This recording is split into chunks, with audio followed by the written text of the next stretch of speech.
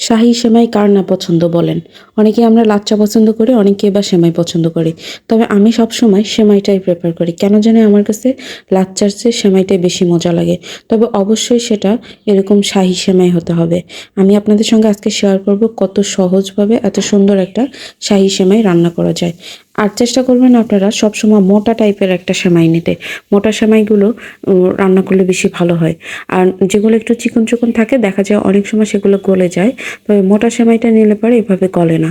আর চেষ্টা করবেন এই সেমাইগুলো সুন্দর করে ছোট ছোট করে কেটে ভেঙে নিতে। কারণ এটা ভাজার জন্য খুব সুবিধা হয়। এটা আমাকে ভাজতে হবে। আমি ছোট ছোট করে কেটে নিচ্ছি। তাহলে পরে এটা ভাজার জন্য খুবই সুবিধা হবে। আর এটা দুধে দিলে একদম গলে যাবে না। এটা গলারও কোনো ভয় নেই। আমি যতটা পারছি হাত দিয়ে চেপে চেপে এটাকে ভেঙে নিচ্ছি।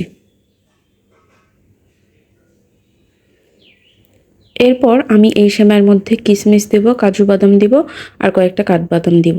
এগুলো ধুয়ে আমি একদম পরিষ্কার করে নিচ্ছি। আর এখানে দুধটা আমি জাল করে নিচ্ছি। দুধটা অবশ্যই ঘন করে জাল দিতে হবে। যদি শাহী সেমাই রান্না করতে চান সেক্ষেত্রে দুধটা অবশ্যই ঘন করে জাল দিতে হবে। আমি দুধটা ঘন করে জাল দিয়ে এটা একটু নামায় রাখলাম। তারপর এই সেমাইয়ে দেওয়ার জন্য আমি যে বাদাম টাদাম সব কিছু ধুয়ে রাখছিলাম সেগুলো আমি একটু ভেজে নেব। এটা ভাজার জন্য অবশ্যই বাটার ইউজ করতে হবে। অনেক সময় অনেকে সয়াবিন তেল ব্যবহার করে। তবে সয়াবিন তেল ব্যবহার করলে ওরকম শাহি ফ্লেভারটা আসে না। বাটারে সুন্দর একটা ফ্লেভার আসে। আমি ওগুলো কুচি কুচি করে কেটে নিয়েছিলাম। এবার এই বাটারের মধ্যে এটা একটুখানি ভেজে নেব। খুব বেশি কড়া করে ভাজা যাবে না, যেন কালো কালো হয়ে আবার না যায়। হালকা করে এটাকে ভেজে নিতে হবে। সুন্দর একটা অ্যারোমা যখন বের হবে তখন এটাকে নামায় ফেলতে হবে। তারপর এটা নামায় ফেলে আমি বেশ খানিকটা আবার বাটার দিয়ে দিলাম।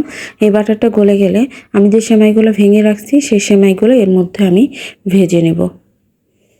পাতিলের চারিদিকে আমি একটু ছড়াই দিলাম বাটারটা।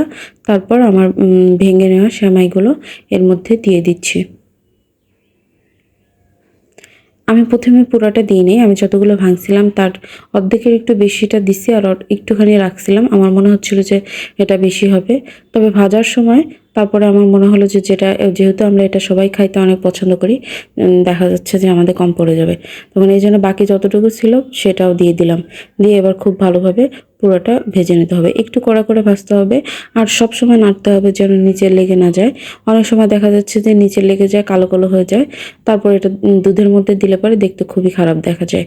আমি বাটারের ফ্লেভারটা ঠিক রাখার জন্য নামানোর আগ দিয়ে আমি আবার একটু বাটার দিয়ে দিলাম, যেন বাটারের যে সুন্দর একটা স্মেল ওই স্মেলটা যেন থাকে।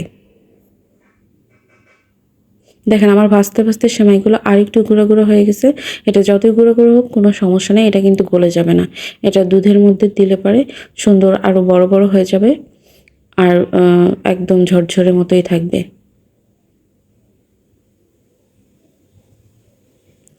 এবার আমি দুধের পাতিলটা একটু চেঞ্জ করে নিলাম। কারণ আমার মনে হলো যে ওই পাতিলে যেহেতু পুরোটাই করতেছে ওই পাতিলে আটবে না। এজন্য দুধের পাতিলটা চেঞ্জ করে নিয়ে অন্য একটা বড় পাতিল নিলাম, যেন আমি সেমাইগুলো দিয়ে খুব ভালোভাবে ফুটাতে পারি। কারণ সেমাইগুলো যখন আমি ফুটাবো ওটা আরও ফুলে বেশি হয়ে যাবে।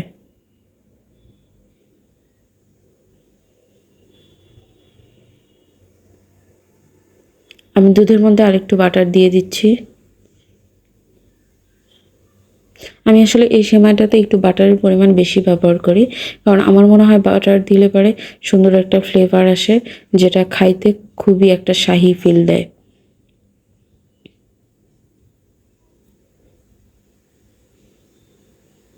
দুধগুলো খুব ভালো করে জাল করা হয়ে গেছে। তারপর যে আমি সেমাইগুলো ভেজে নিচ্ছিলাম সেই সেমাইগুলো আমি এই দুধের মধ্যে এবার দিয়ে দিব।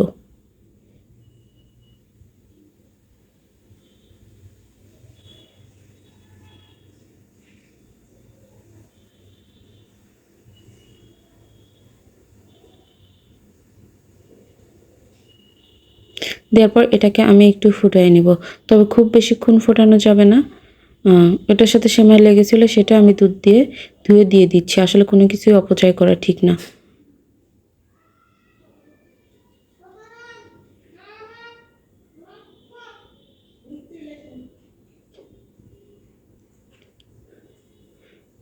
তারপর আমি এটাকে একটু নাড়তে থাকবো, কারণ এটা অনেক সময় দেখা যায় নিচে লেগে যায়, যেহেতু দুধটা অনেক ঘন সেমাইটা নিচে দেখা যাচ্ছে লেগে যায়। এই কারণে এটাকে একটু নাড়তে হবে। আর নামানোর আগ দিয়ে আমি বাদাম আর কিশমিশ এগুলো দিয়ে দিলাম এর ভিতরে। খুব বেশি কিন্তু এটাকে বলক তোলার দরকার নেই। 10 মিনিট মতো সর্বোচ্চ চুলার উপর রাখলে এটা সুন্দরভাবে সিদ্ধ হয়ে যাবে। আমি এটাকে একটু ঢাকনা দিয়ে রেখে দিব, তাহলে সুন্দরভাবে এটা জমে যাবে। আমার হয়ে গেল আমার ঝটপট শাহী সেমাই রান্না করা। আপনারা চাইলে বাসায় এটা করতে পারেন, এবং যে কোনো আত্মীয় স্বজন যাকেই করে খাওয়াবেন সে কিন্তু অনেক খুশি হবে। এটা খাইতে এতটা মজা হয়। আপনারা অবশ্যই বাসায় ট্রাই করবেন, আর আমাকে কমেন্ট করে জানাবেন যে কে কে রান্না করলেন। আর আমার ভিডিওটা যদি ভালো লাগে প্লিজ একটা লাইক দিবেন আর কমেন্ট করবেন, আর আমার চ্যানেলটাকে সাবস্ক্রাইব করে আমার পাশে থাকবেন। ধন্যবাদ সবাইকে আমার পুরো ভিডিওটা এত মনোযোগ দিয়ে দেখার জন্য।